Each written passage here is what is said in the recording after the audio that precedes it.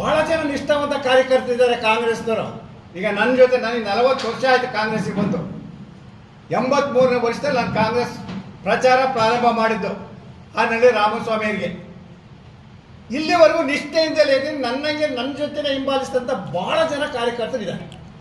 ಅವ್ರು ಎಲ್ಲೋ ಒಂದು ಕಡೆ ಮೂಲೆ ಗುಂಪಾಗಿದ್ವಿ ಅಂತಕ್ಕಂಥ ಭಾವನೆ ಬಂದ್ಬಿಟ್ಟಿದೆ.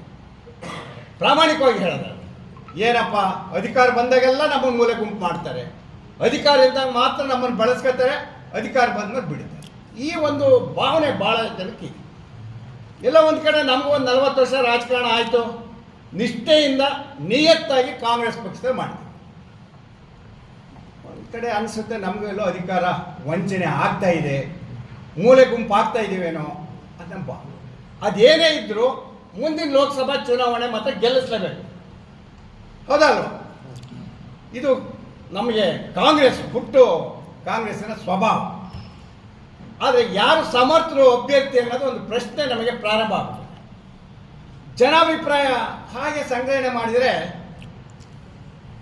ಎಲ್ಲರೂ ಕೂಡ ಇವತ್ತು ಈ ಕ್ಷೇತ್ರದ ಶಾಸಕರು, ಇಡೀ ಜಿಲ್ಲೆಗೆ ಏಕೈಕ ಶಾಸಕರು ಸಮರ್ಥರು ಅಂತಕ್ಕಂಥ ಒಂದು ಅಭಿಪ್ರಾಯ ಬರ್ತಾರೆ.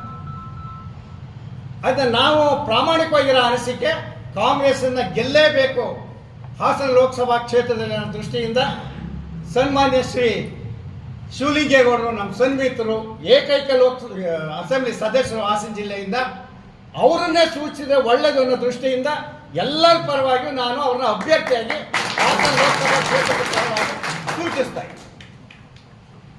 ಇದು ಅವ್ರನ್ನ ಕೇಳಿದ್ರೆ ಅನ್ನೋ ಪ್ರಶ್ನೆ ಬಂದರೆ ಇಲ್ಲ, ಜನಾಭಿಪ್ರಾಯ ಹೈಕಮಾಂಡ್ ಗಮನಕ್ಕೆ ತಂದು ಬಿಡೋದು.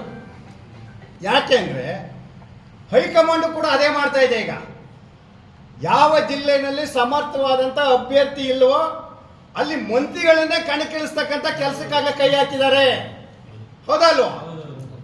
ಆಮೇಲೆ ನಿನ್ನೆ ಟಿವಿನಲ್ಲಿ ನೋಡ್ತಾ ಇದ್ರೆ ಬರ್ತಾ ಇತ್ತು, ಕೈ ಪಕ್ಷದಲ್ಲಿ ಸಮರ್ಥ ಅಭ್ಯರ್ಥಿಗಳು ಇಲ್ಲ, ಹೌದಲ್ವಾ? ನೋಡ್ಕೊಂಡು ಸುಮ್ಮನಿರೋಕ್ಕಾಗಲ್ಲ. ಅದರಿಂದ ನಮಗೆ ಕಾಂಗ್ರೆಸ್ ಗೆಲ್ಲಬೇಕಾಗಿರೋದ್ರಿಂದ ಹೈಕಮಾಂಡ್ ಗಮನಕ್ಕೆ ತರಲಿಕ್ಕೋಸ್ಕರ ಜನಾಭಿಪ್ರಾಯವನ್ನು ನಿಮ್ಮ ಮೂಲಕ ತಿಳಿಸ್ಲಿಕ್ಕೆ ಇಚ್ಛೆ ಪಡ್ತಾ ಇದೆ, ಹೌದಲ್ವಾ?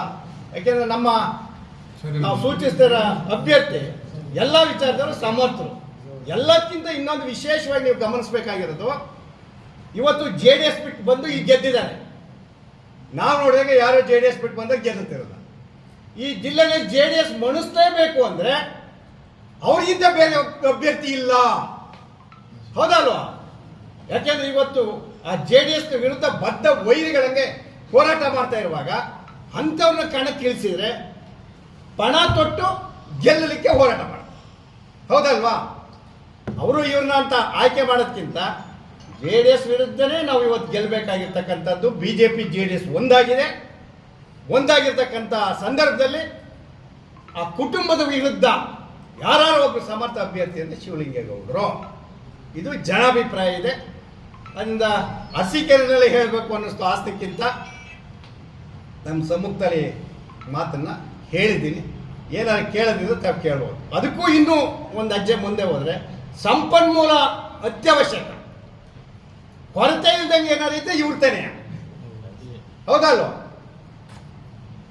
ಸಮರ್ಥ ಸಂಗ್ರಹಣೆ ಸಮರ್ಪಕವಾಗಿ ಭದ್ರತೆ ಇದೆ.